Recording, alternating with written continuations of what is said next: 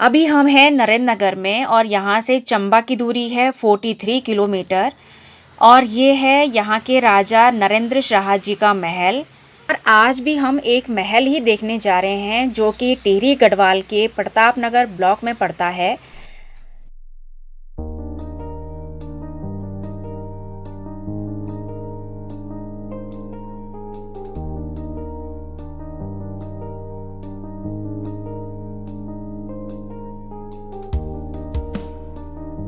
ये है डोबरा चांटी पुल और यह टिहरी गढ़वाल में स्थित है। 725 मीटर लंबा है ये पुल और भारत और उत्तराखंड का सबसे लंबा सिंगल लेन मोटरेबल सस्पेंशन पुल है। इस पुल का निर्माण 2006 में शुरू हुआ था और 2020 में कंप्लीट हुआ।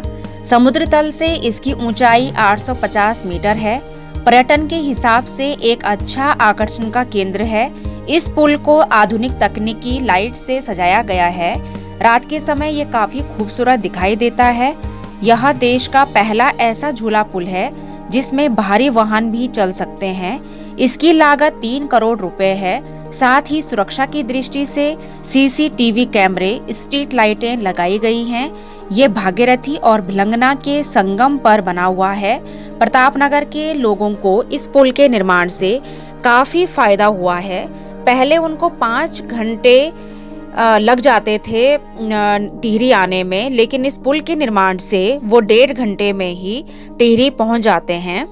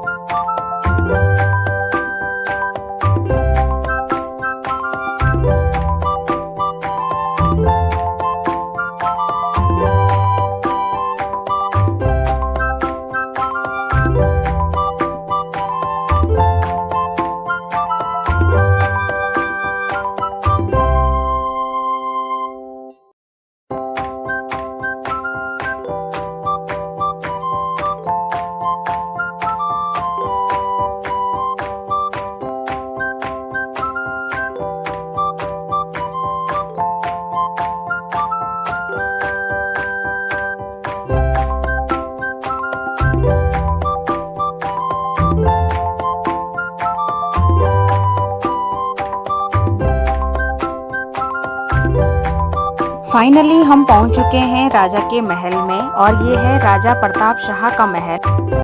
राजा प्रताप शाह की जो ये ग्रीष्मकालीन राजधानी थी प्रतापनगर में, इसको चीफ कोर्ट के नाम से जानते थे और चीफ कोर्ट का मतलब होता है राजा का दरबार जहाँ लगता है।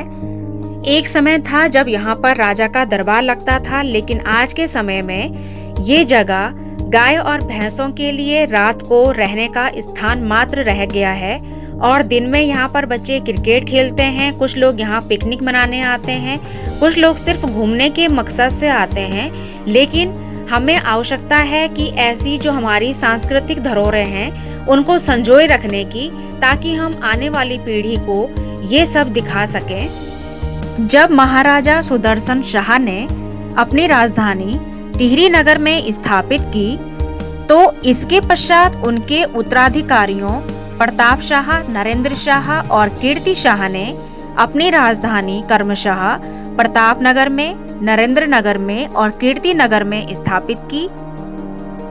राजा प्रताप शाह ने 1877 में प्रतापनगर को अपनी ग्रीष्मकालीन राजधानी घोषित किया और 6 महीने टिहरी में उनका दरबार लगता था और 6 महीने प्रतापनगर में। ये महल समुद्र तल से 2170 मीटर की ऊंचाई पर देवदार, बांज, बुरांस के घने जंगलों के बीचों बीच में स्थित है। उत्तराखंड में टिहरी डैम की झील से सटे प्रतापनगर क्षेत्र को भी टिहरी झील मेगा प्रोजेक्ट के तहत पर्यटन सर्किट से जोड़ने के लिए प्रशासन द्वारा प्लानिंग शुरू कर दी गई है।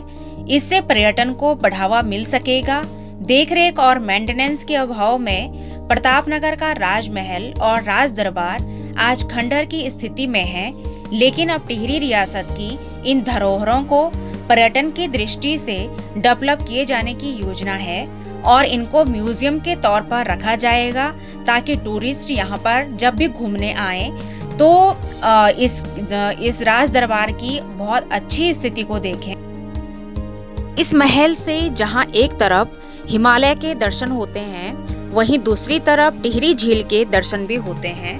यहाँ से सुरकंडा देवी के दर्शन भी होते हैं और क्योंकि ये बहुत ज्यादा हाइट पे है, इसलिए यहाँ पर बर्फ भी खूब गिरती है। अब हम आ गए हैं रानी के महल में और जो राजा का महल है वहाँ से और रानी के महल के बीच में जो एक ग्राउंड है, एक फील्ड है, बस इतनी दूरी है दोनों महलों के बीच में। और जो ये रानी का महल है ये भी बहुत सुंदर है। यहाँ पर काफी कमरे बने हुए हैं। शायद यहाँ पर कुछ समय तक कोई ऑफिस भी था यहाँ पर, और उसके बाद जब इसकी स्थिति बहुत खराब हो गई तो ऑफिस भी यहाँ से इनको छोड़ना पड़ा होगा। और ये रानी का महल है, ये बहुत सुंदर है। कुछ सालों तक यहाँ पर जवाहर नवोदय विद्यालय भी चला, लेकिन सुविधाओं के अभाव में फिर विद्यालय को पौखाल में शिफ्ट करना पड़ा। जिन बच्चों ने यहाँ पर जवाहर नवोदय विद्यालय में पढ़ाई की होगी उस टाइम पर, वे आज भी यहाँ पर घूमने आते हैं, अपनी पुरानी यादों को ताज़ा करने आते हैं और जब भी उनको मौका मिलता है वो अपनी फैमिली और अपने फ्रेंड्स को लेके भी यहाँ पर घूमने आते हैं। अगर हम राजा प्रताप शाह की बात करें तो ये परमार नरेशों में प्रथम शासक थे जिन्होंने अपने राज्य में अंग्रेजी शिक्षा की शुरुआत की थी और 1883 में 8वीं कक्षा तक का अंग्रेजी स्कूल की स्थापना की। टिहरी में एक प्रिंटिंग प्रेस खोला और उसका नाम भी प्रताप प्रिंटिंग प्रेस रखा। इसके अतिरिक्त स्वास्थ्य सुविधा हेतु 1888 में टिहरी में प्रथम अस्पताल का निर्माण करवाया। ये राजा का महल और रानी का महल दोनों ही बहुत ज़्यादा जीर्ण शीर्ण अवस्था में है। यहाँ पर अकेले जाना बहुत ज़्यादा रिस्की है, क्योंकि कमरे में हमें जब चल रहे हैं तो बहुत ज़्यादा डर लग रहा है कि कहीं ऊपर से कुछ टूट ना जाए, या जिस फर्श पे हम चल रहे हैं वो भी टूट रखी है, अंदर बहुत ज़्यादा कांच फूटा हुआ है। तो आप लोग जब भी यहाँ पे जाएं पूरी सावधानी पूर्वक जाएं। आप भी अपने बच्चों को ऐसी जगह जरूर लेके जाएं ताकि वो हिस्ट्री के बारे में भी नॉलेज गेन कर सकें।